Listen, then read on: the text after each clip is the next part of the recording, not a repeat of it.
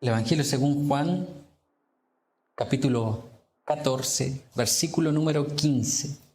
Le vamos a dar lectura en el nombre de nuestro Señor Jesucristo. Dice así: si me amáis, guardad mis mandamientos. Una vez más, si me amáis, guardad mis mandamientos. Hasta ahí, mis hermanos, vamos a orar. El retorno está muy alto.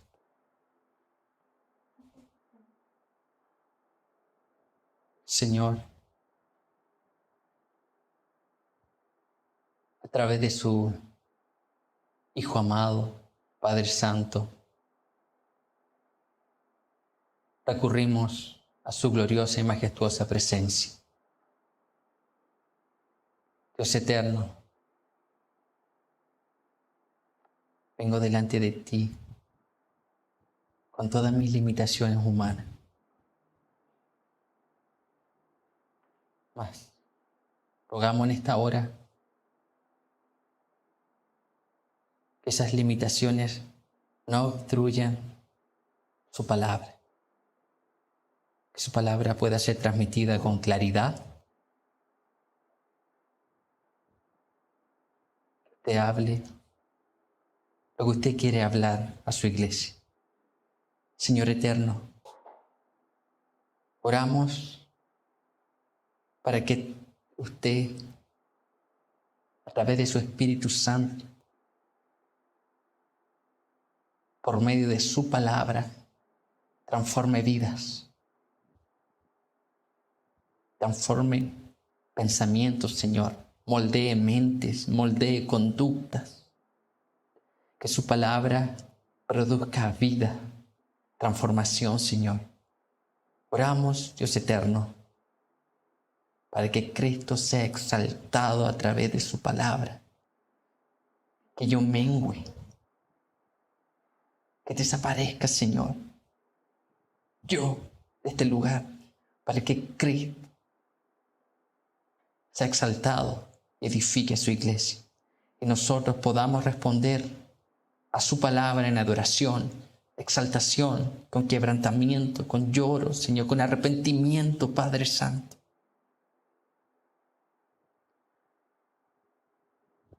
Padre Celestial, se lo pedimos a través de Jesucristo. Amén. Amén.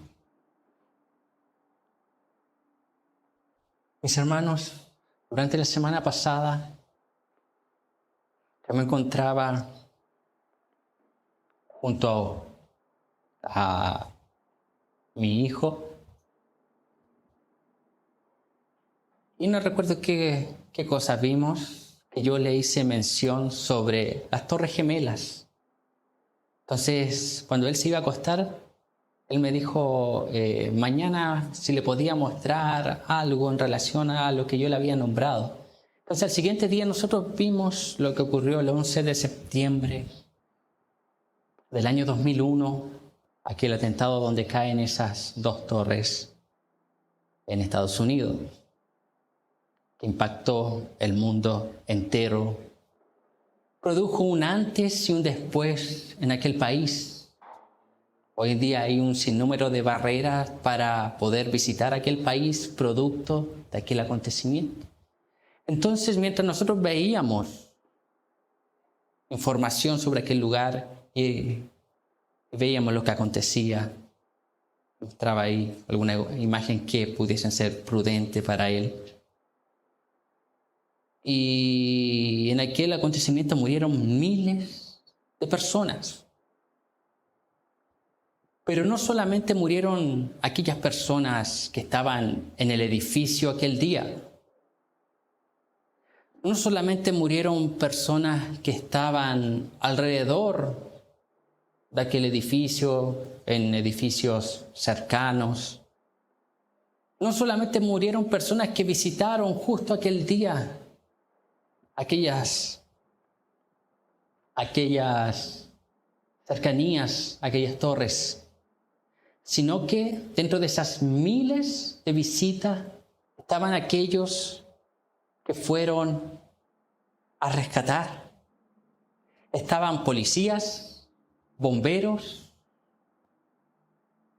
personal de la salud que murieron en aquel lugar. Y muchos de ellos, me quiero enfocar aquí específicamente en los bomberos, en una historia que se cuenta también que los bomberos iban a aquel lugar mientras las torres caían. Esos bomberos le decían a las personas: huyan, huyan, sabiendo que las torres estaban cayendo. Ellos se adentraban en medio de ese humo más y más y más, sabiendo que sus vidas estaban en riesgo. Pero el sentido de deber de esos bomberos, la vocación que ellos tenían, era más grande que sus propias vidas, que se introducieron dentro de aquel humo, gritándole a las personas: huyan, huyan. ¿A qué quiero llegar? Asimismo es el rol del predicador. Asimismo es el rol del pastor. Muchas veces se introduce en aquel humo para decir a su congregación: alerta, hay peligro, huya. Y muchas veces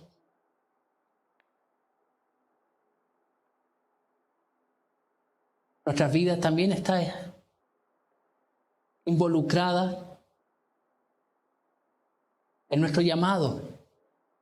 No tal vez como los bomberos que murieron en aquel lugar, pero nuestra vida se va desgastando. Nuestro tiempo se dedica a aquello. ¿Por qué razón? Porque han recibido un llamado. Porque no se paran detrás de un púlpito por su propia fuerza o capacidades o intelecto. No se paran delante de un púlpito, detrás de un púlpito para proferir una palabra a la congregación basado en su propia autoridad, sino en una autoridad delegada del cielo. Y el apóstol Pablo dice: somos embajadores de Cristo, representamos a Cristo aquí en la tierra. Todos nosotros. Específicamente aquellos que profieren la palabra de Dios, se plantan, se paran para proferir la palabra de Dios, no por su propia autoridad. ¿Usted ha visto un embajador cuando va a otro país? La autoridad que ese embajador tiene no se basa en él mismo. Es el país el que le da esa autoridad. Es el presidente el que le da esa autoridad. Asimismo nosotros, mis hermanos. Entonces estamos llamados a proferir también la palabra de Dios, lo que Dios quiere decir a su pueblo. No muchas veces lo que el pueblo quiere oír, sino lo que el pueblo necesita oír. Usted ha visto los niños muchas veces, cuando ellos a sus padres les dicen, no sé, que quieren comer, no la comida, imagínense, golosinas. Y los padres colocan límites. No. ¿Por qué? Porque ellos necesitan alimentos fuertes, necesitan nutrientes, necesitan carbohidratos, necesitan proteína, necesitan ser alimentados bien. Y muchas veces nosotros como padres le decimos: no coma tal alimento, no coma golosinas, no coma esto acá. De la misma manera, el predicador debe hacer lo mismo. No dar lo que muchas veces la gente quiere oír. Dice en la Biblia que en los últimos tiempos habrá comezón por oír.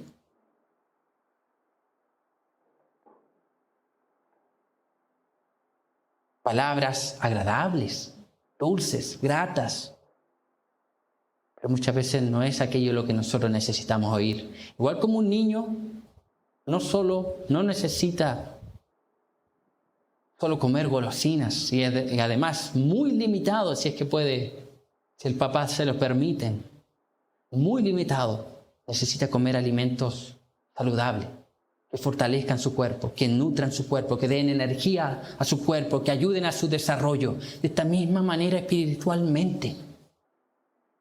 Y aquí nosotros vemos al Señor Jesucristo hablando en el capítulo 14, versículo número 15, diciendo, si me amáis, guardad mis mandamientos. El contexto en el cual está este versículo, la palabra que prosigue, es una promesa, es el derramamiento del Espíritu Santo.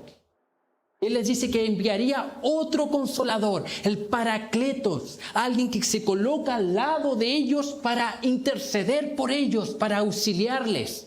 Pero antes de dar aquella promesa, el Señor Jesús dice, si me amáis, guardad mis mandamientos. Ahora yo le pregunto a usted,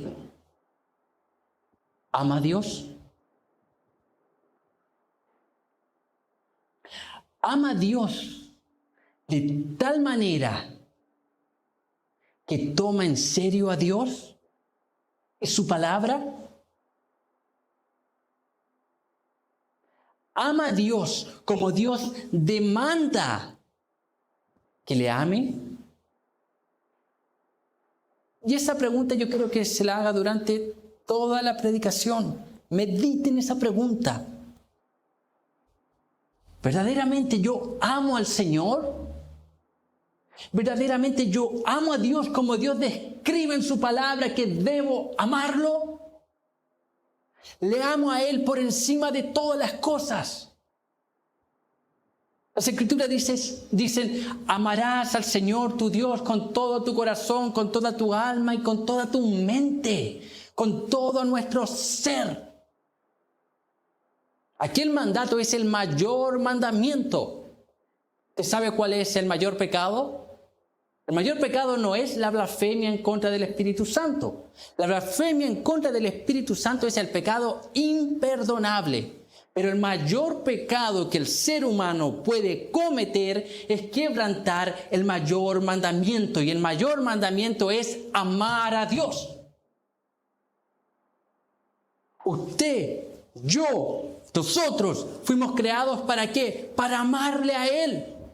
Los grandes catecismos históricos, ¿qué dicen? ¿Cuál es la finalidad? ¿Cuál es el propósito del hombre? Vivir para la gloria de Dios y disfrutar de Él para siempre. Amar a Dios. Amar a Dios.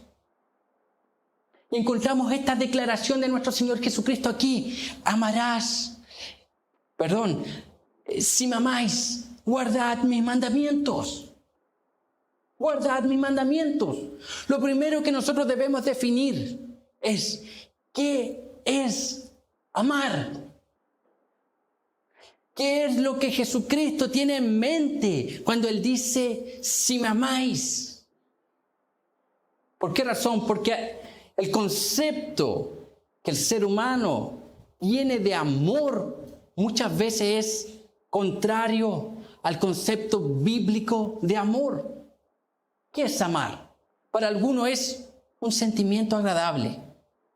El amor para algunos se trata de emociones. ¿Ha oído en los matrimonios cuando ocurren lamentablemente los divorcios? El argumento es, se acabó el amor. A la luz de la Escritura no es así. ¿Qué es el amor? El amor es un acto benevolente hacia otra persona o ser de forma desinteresada. Una acción benevolente es procurar el bien de otros sin esperar nada a cambio. Pero aquí el texto cuando dice amarás, ocupa la palabra agapao, que proviene de la palabra ágape, que describe el amor de Dios. Cuando vemos en Juan 3:16 que dice, porque de tal manera amó Dios al mundo que ha dado a su Hijo unigénito, para que todo aquel que en Él cree no se pierda, mas tenga vida eterna. El amor de Dios hacia su pueblo, hacia su creación, es ese amor ágape. Y esa palabra ágape significa que es un amor incondicional. Es un amor que no está basado en las emociones, sino en la voluntad de Dios. Dios decide deliberadamente amar a su pueblo. con un amor incondicional, un amor que no tiene restricción, un amor que no pide condición, un amor que no nos pide nada a nosotros a cambio. Eso es lo interesante del texto. Porque algunos pueden malentender que Dios prácticamente está mendigando nuestro amor por Él. No es así. No es así. Nosotros necesitamos amarle a Él para conocer el verdadero amor. Un amor incondicional. Ágape. Ese es el amor que Dios demanda de sus discípulos. Ese es el amor que Dios demanda de su iglesia. Un amor incondicional, un amor sin reserva alguna, que no deja nada para sí mismo, se despoja de todo para amarlo a Él de manera incondicional, sin cuestionamiento, a tal punto. Es que si tuviésemos la ocasión de dar nuestra vida por Cristo, deberíamos hacerlo. Vimos en el Antiguo Testamento ese amor incondicional que Abraham le manifiesta a Dios, que se dispone aún a entregar a su único hijo en sacrificio. Aquel hijo de la promesa, aquella promesa que Dios le había prometido, que se cumplió cuando él ya estaba en avanzada edad. Imagínense que Dios le promete algo, se lo da y después diga, devuélvelo. ¿Abraham qué hizo? Obedeció. ¿Por qué? Amaba a Dios. De tal manera que estuvo dispuesto a entregar la propia bendición de Dios en sacrificio de Él. Para Él. Cuando nosotros vemos, sobre todo en ese periodo del cortejo, previo al matrimonio, usted ve los sacrificios, sobre todo los hombres, los sacrificios que hacemos. Los hombres para visitar a su futura esposa no escatiman caminar kilómetros y kilómetros. No se reservan gastar dinero para llevarle un presente. No reservan nada que si salen por ahí y hace mucho frío, se sacan su chaleco, su chaqueta y se la pasan. No escatiman nada. Lo entregan todo. ¿Por qué? Aman. Aman. Y ese es el amor del cual Dios está hablando aquí. Un amor incondicional. Un amor sin reserva. Un amor desinteresado. ¿No es esa mala creencia de amor que lamentablemente vemos mucho en nuestra cultura moderna dentro de la iglesia? Que hacer esos trueques. Yo amo a Dios mientras Él me bendiga. El momento que Dios le bendice, abandona la fe. ¿Qué es eso? ¿Qué cristianismo es ese?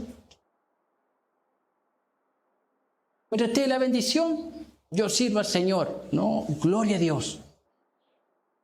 Pero viene la adversidad, vienen las pruebas, viene la dificultad. Dios comienza a restringir ciertas cosas. Desisten. ¿Por qué? No aman. Verdaderamente no entendieron lo que era el amor. No entendieron el amor que Dios manifestó a su pueblo. Ni entendieron el amor que Dios demanda. Escuche, no solo de su pueblo, del ser humano, como imagen y semejanza de Él. De ese amor es el que el Señor Jesucristo nos está hablando aquí. Y aquí en el texto vemos una posibilidad. Dice el Señor Jesucristo, si me amáis, entonces puede que nosotros le amemos o puede también que nosotros no le amemos. Existe esa posibilidad. Esa es la idea del texto. Aquí muestra una posibilidad. Y ahora nosotros vamos a ver la manifestación de ese amor, la evidencia de ese amor. El Señor pone un condicional de ese amor. Si verdaderamente me aman, es lo que el Señor Jesús está diciendo. A sus discípulos le estaba hablando, a aquellos que habían oído que Cristo iba a morir, que iba a padecer, y que tal vez algunos estaban tristes, estaban emocionalmente deprimidos. Pero el Señor les dice, si me amáis, guardad mis mandamientos. Ahí está la clave. La manifestación del amor es guardar los mandamientos que Jesús le dio a su pueblo. ¿Qué es guardar? Obedecer, practicar, poner por obra lo que Cristo demanda de su pueblo. Poner por obra lo que Él demanda. Entonces, aquí no solamente importan las palabras. Aquí no solamente importa lo que las personas digan. Mire, ve ahí unos versículos anterior en el capítulo número 13 del Evangelio según Juan, versículos 36 al 38, que dice lo siguiente. Le dijo Simón Pedro, Señor, ¿a dónde vas? Jesús le respondió, a donde yo voy, no me puedes seguir ahora, mas me seguirás después. Le dijo Pedro, Señor, ¿por qué no te puedo seguir ahora? Mi vida pondré por ti. Jesús le respondió, ¿tu vida pondrás por mí? De cierto te digo, no cantará el gallo sin que me hayas negado 3 veces. Esto fue antes de la declaración que el Señor Jesús está dando aquí en el versículo 14. En el capítulo 14, versículo número 15. Si me amáis, guardad mis mandamientos. Entonces, ¿qué es lo que vemos? No basta simplemente contar una declaración emocionalista, impulsiva, momentánea en decir, no, yo amo a Dios. Pedro, ¿qué dijo? Señor, ¿dónde vas? Donde tú vayas, yo iré contigo. El Señor Jesús le dice, no, tú no puedes ir ahora. No puedes ir ahora. ¿Qué es lo que Pedro dice? Mi vida pondré por ti. ¿Y el Señor qué le dice? Antes que el gallo cante me negarás 3 veces. El Señor le dice, no importa lo que digas, lo que importa verdaderamente es lo que haces. Si me amáis, guardad mis mandamientos. No importa que yo me golpee el pecho, que coloque un megáfono y diga, yo amo a Dios, y salga para afuera diciéndole a todo el mundo, yo amo a Dios. No importa nada eso si yo no vivo conforme a su palabra, si no obedezco los principios bíblicos en cada área de mi vida para glorificarle a Él. Eso para Dios no significa nada.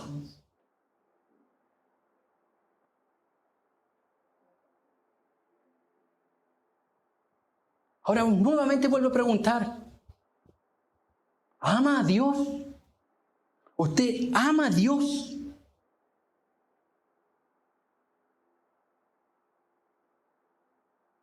Y nótese esta palabra, porque el corazón del ser humano es duro.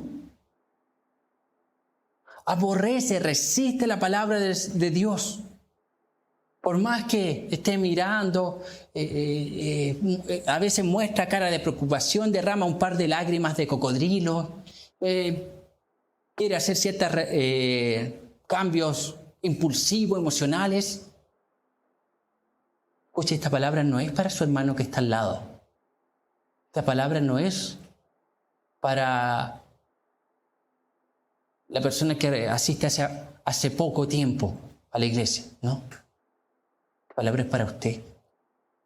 Tome esa palabra que es para usted. Es Dios hablando a nuestras vidas. Si aman a Dios, mi hermano, amas a Dios. Hombres, esposos, aman a Dios. Aquí la pregunta, para los que tal vez dentro de su corazón digan, yo amo a Dios. Entonces, ¿por qué es tan negligente en la adoración familiar? ¿Cuántos cultos familiares usted realizó en el año, si es que realizó, porque algunos yo ya logro percibir que no realizan cultos familiares. ¿Sabe lo que harían los puritanos el próximo domingo?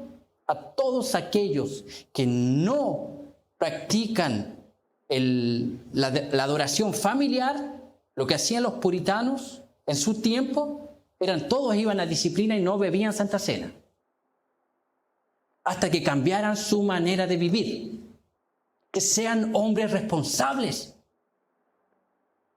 ¿Cómo me pueden decir que aman a Dios si no aman a su esposa y sus hijos? Son capaces de abrir la Biblia para enseñarle la Biblia y mostrarle la grandeza de nuestro Dios. Adoración familiar. Oración. ¿Cómo va la oración este año? ¿Consiguió de orar alguna vez más de media hora, más de 30 minutos?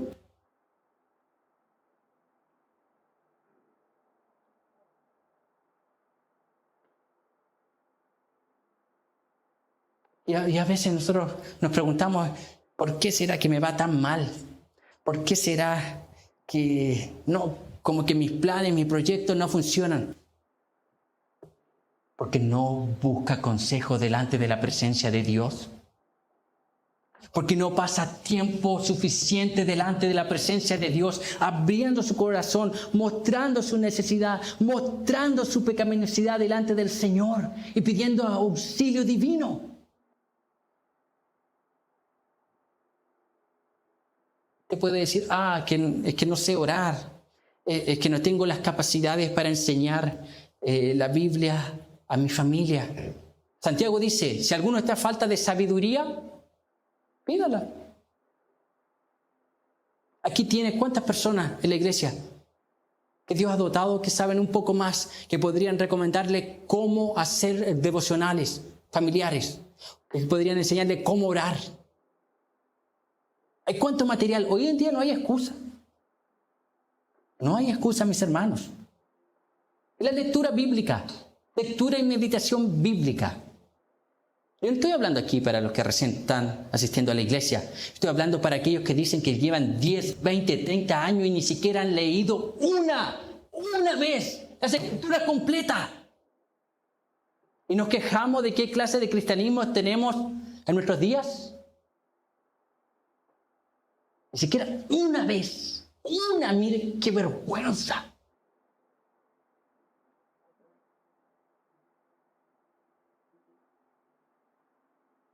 ¿Amas a Dios de verdad, mi hermano? No importa lo que digas.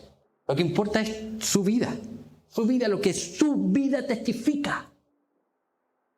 Lo que su vida testifica. Lo que su vida nos está mostrando. Estamos tomando a Dios en serio.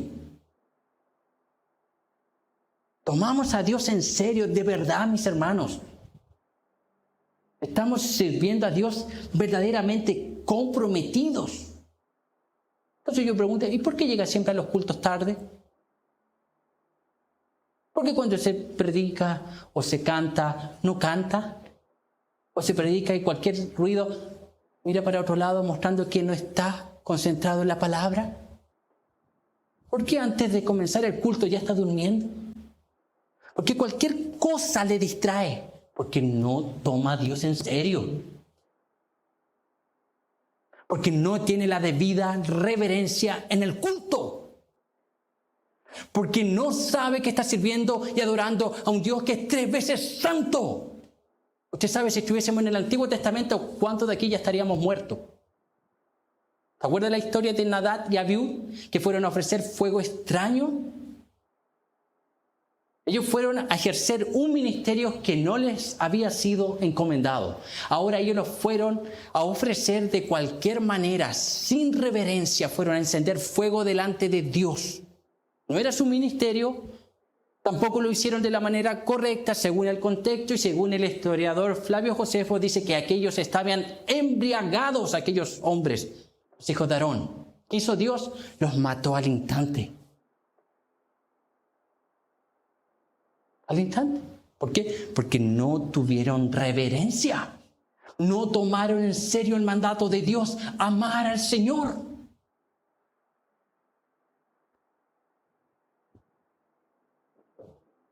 Los niños.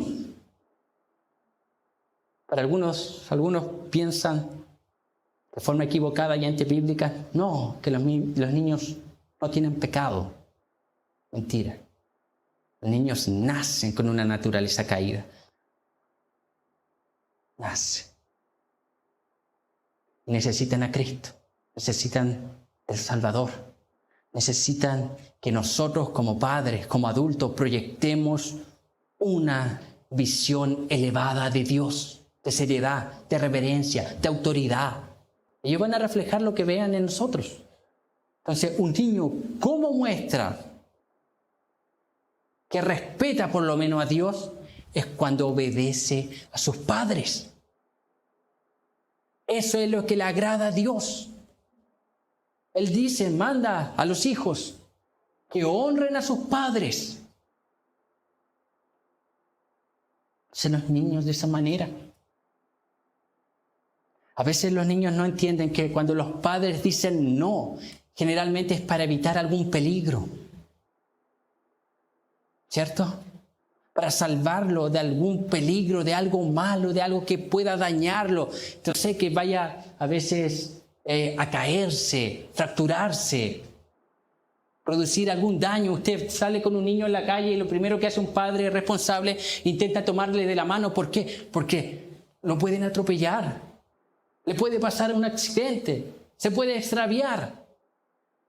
Muchas veces nosotros como padres somos, delante de Dios nosotros y delante de nuestros hijos, somos el agente que Dios proveyó para ellos, para protegerlos. Y ese es nuestro deber. Entonces los niños deben obedecer a sus padres, porque aquellos padres les fueron dados por Dios. Y de esta misma ilustración nosotros también podemos aprender. Cuando nosotros como padres limitamos y le decimos no a nuestros hijos, generalmente un padre sabio lo hace para protegerle. Muchas veces Dios nos dice no a nosotros. ¿Por qué? Porque nos ama, nos protege. Y a veces a nosotros no nos gusta, al igual que el niño. Pero es por un bien mayor. Entonces, mis hermanos, el Señor Jesús aquí está llamándonos, diciéndonos, si ustedes verdaderamente me aman, obedezcan mi palabra. Si ustedes verdaderamente me aman, guarden mis mandamientos. ¿Cuál fue la recriminación del Señor Jesucristo cuando estuvo aquí en la tierra, en Jerusalén, hacia su pueblo? Dentro de las muchas, Él dice así, este pueblo de labios me honra, mas su corazón está lejos de mí. Que esa no sea nuestra situación, mis hermanos. Que esa no sea nuestra situación. Que nosotros podamos amar a Dios de corazón, con todo nuestro ser, que aquello se refleje en nuestras acciones y que también lo podamos verbalizar, que le amemos completamente, sin reserva alguna. Y aquí lo que vemos es que el amor precede a la obediencia. Aquí lo que el Señor Jesús está diciendo no es, si ustedes me aman, yo les daré, si ustedes me aman y me obedecen, yo les daré mi promesa del Espíritu Santo. No, el Señor está mostrando algo más profundo, que no solo está Él dando un mandamiento moralmente correcto. Esto no se trata de moralidad, esto se trata de espiritualidad. No es solo moral. El Señor Jesús muestra aquí que el amor precede a guardar sus mandamientos. Entonces, ¿cuál es la causa de guardar los mandamientos? El amor a Dios. Entonces, si yo no observo, yo no guardo los mandamientos, yo no ando bajo los principios bíblicos, yo no obedezco la palabra del Señor, yo vengo domingo tras domingo, oigo aquí, quizás veo a la iglesia como un club social y tengo algunas amistades y comparto alguna anécdota de mi vida y me voy feliz para mi casa. Si yo más no me comprometo en obedecer cada principio bíblico, entonces, ¿qué es lo que está mostrando ahí? Que verdaderamente no hay amor en mi corazón. Entonces, ¿qué necesita aquella persona? Nacer de nuevo. Nacer de nuevo, porque no es cristiana, no es creyente, no es convertido, porque el amor precede al observar los mandamientos. Ahora, ¿puede ser que algún creyente no esté amando a Dios de manera debida, correcta? Sí. Y para ambos casos la solución es la misma: arrepentimiento. Arrepentimiento. Colóquese en la línea correcta. Cuando usted ve aquel libro que es conocido y que yo lo recomiendo para que lo lean, El progreso del peregrino, usted ve a Cristiano que comienza su caminar hacia la ciudad celestial, pero constantemente el texto relata que Cristiano solía a desviarse del camino. Aparecía evangelista y lo devolvía al camino. Tal vez su vida esté así, tomando el camino de la legalidad, de la moralidad, del comodismo. Y esta predicación le está diciendo: vuelva al camino de amar a Dios. De eso se trata. No se trata simplemente de obedecer un par de mandamientos, no, se trata de la motivación que debemos tener para obedecer esos mandamientos. Amar a Dios, mis hermanos. Amar a Dios. Y la pregunta constante de todo este sermón: ¿ama a Dios de la manera que Dios demanda que le ame? Si Jesús viniese en el día de hoy y se sentase a su lado y le preguntase, mirándole a los ojos, corazón descubierto, ¿me amas? ¿Cuál sería su respuesta? ¿Cuál sería su respuesta mirando a Cristo?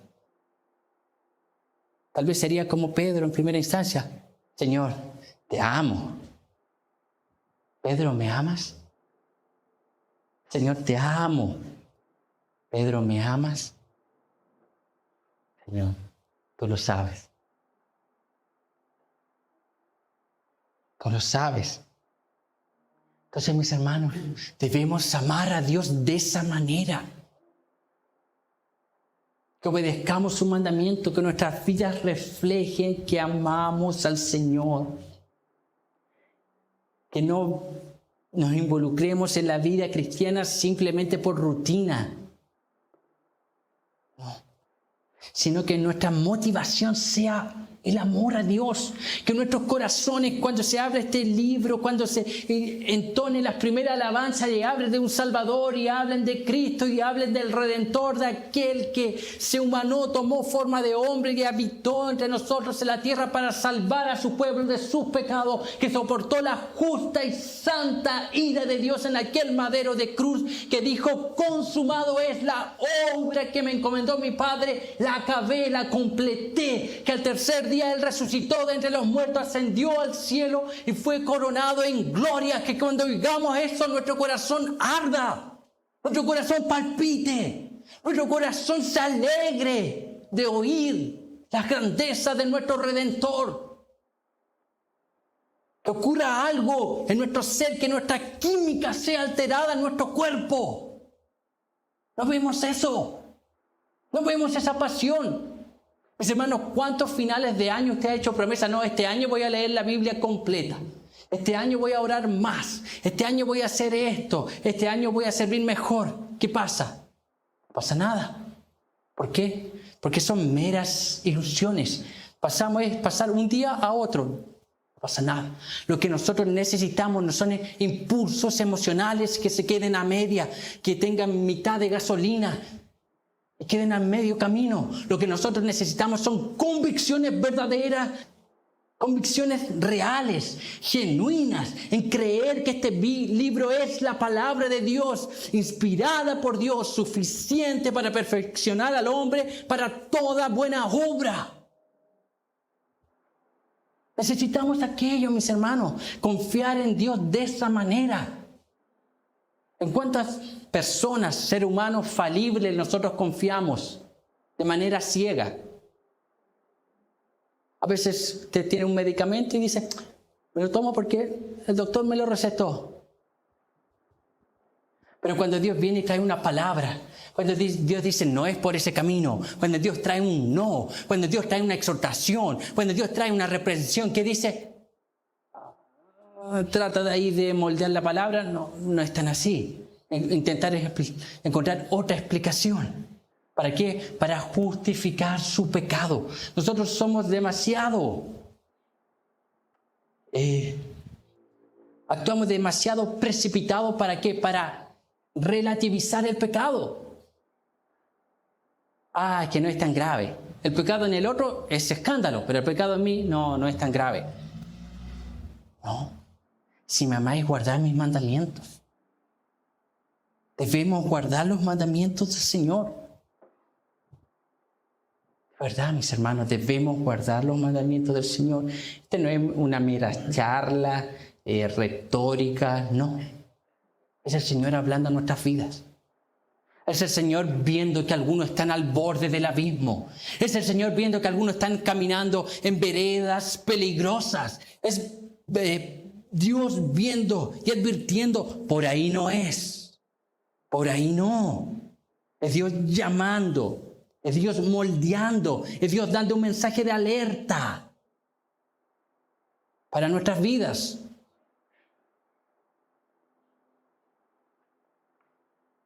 ¿Qué puedo hacer, mis hermanos? ¿Qué podemos hacer si no estamos amando a Dios como Él quiere? ¿Qué podemos hacer? Habla conmigo en Lucas capítulo número 18.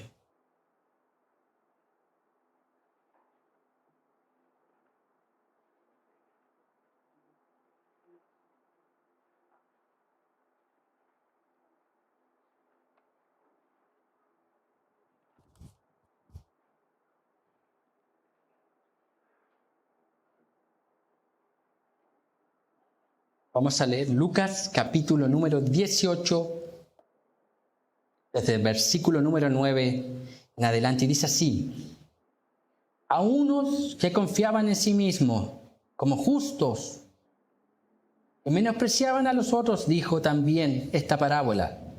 2 hombres subieron al templo a orar.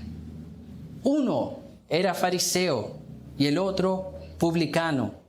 El fariseo, puesto en pie, oraba consigo mismo de esta manera: Dios, te doy gracia porque no soy como los otros hombres, ladrones, injustos, adúlteros, ni aun como este publicano.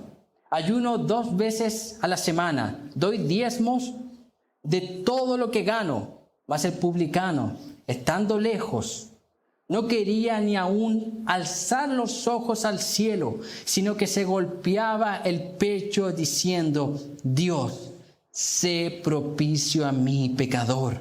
Os digo que éste descendió a su casa justificado antes que el otro, porque cualquiera que se enaltece será humillado, y el que se humilla será enaltecido.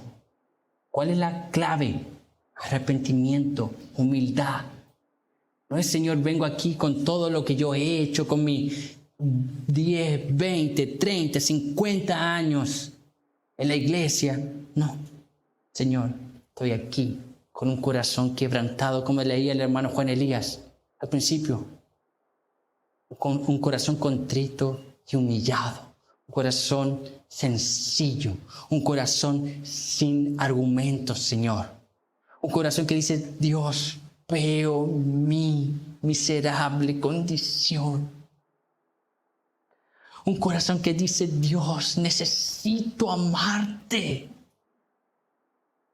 Dios, ayúdame a amarte como tú quieres que te ame. Ayúdame, Señor, a amarte con todo mi corazón, con toda mi alma, con toda mi mente, con todas mis fuerzas, con todo mi ser de manera integral. Que cada partícula, que cada molécula de mi cuerpo te adore, te exalte, que anhele a Cristo con toda mi fuerza, mi intelecto, mis emociones, mi voluntad subjugada todas al señorío de Cristo. Oh Dios, te ruego, Señor, y no saldré de este lugar, no saldré del cuarto de la oración hasta que tú derrames ese amor en mi corazón y que logre amarte. De esta manera, mis hermanos, necesitamos reavivar la llama del amor en nuestras vidas. Necesitamos reavivarla. Mis hermanos, nosotros tenemos este libro aquí. Cuando hablaba de la lectura y meditación bíblica, obedecer los mandamientos. Tenemos este libro aquí. Muchas veces está ahí, lleno de polvo, cerrado, y no lo leemos. Este libro para llegar aquí hoy. Hubieron cuántos hombres que dieron la vida para que nosotros tengamos este libro aquí. John Hus, un pre-reformador, murió quemado en la hoguera por causa de este libro. Martín Lutero, por traducir la Biblia al alemán, una de las causas, comulgado de la iglesia. Y no solamente eran excomulgados, perseguidos, asesinados. William Tyndale, que tradujo la Biblia al inglés, el Nuevo Testamento, murió por esto. Mis hermanos, al otro lado del mundo, países comunistas, musulmanes, donde la Biblia tiene que entrar con portada y las primeras páginas del Corán, donde tener un versículo bíblico es una perla preciosa para aquellos hermanos. Y nosotros, ¿cuántas Biblias, cuántas traducciones de estudios, de colores, tapa premium, tapa blanda, tapa dura? ¿Cuántas? Y no leemos. Un misionero en una ocasión fue contrabandeando Biblias a un país comunista alrededor de los años 80, 90, el periodo de la URSS. Ese misionero y el grupo de misioneros llevaban ropas, llevaban alimentos y llevaban Biblias. Ellos descienden a aquel lugar de manera clandestina cuando comienzan a repartir Biblias. Ese misionero dice que se acercó una señora a él y le miró, tomó la Biblia, comenzó a besar la Biblia, a acariciar la Biblia. Ese misionero le dijo, esa señora le dice al misionero, hijo, no me des nada. No me des ropa, no me des alimento, no me des dinero, no me des nada. Esa mujer empezó a decirle, dame a Dios, dame a Dios, yo quiero a Dios. ¿Será que un día nosotros podremos clamar delante de la presencia de Dios y pedirle, oh Dios, te ruego que me ayudes a amarte de tal manera que tú seas glorificado? Quiero más de ti. Y ese es el propósito de la lectura y meditación bíblica. Conocer a Dios para que a medida que nosotros vayamos página por página nos vayamos maravillando con aquel que es creador de todo el universo, aquel que sustenta todas las cosas por medio de la palabra del Señor, aquel alfa y omega, principio y fin, el primero y el último, aquel que sustenta todo este universo, aquel que es insondable, inmarcesible, soberano, eterno, suficiente, autosuficiente, el Rey de reyes y Señor de señores, ese Rey de gloria. Mis hermanos, ese es el propósito de la lectura bíblica, no es agrandar nuestro intelecto, no. Es conocer a Dios. ¿Para qué? Para que le amemos con todo nuestro ser, de manera incondicional. Si me amáis, guardad mis mandamientos. Amén.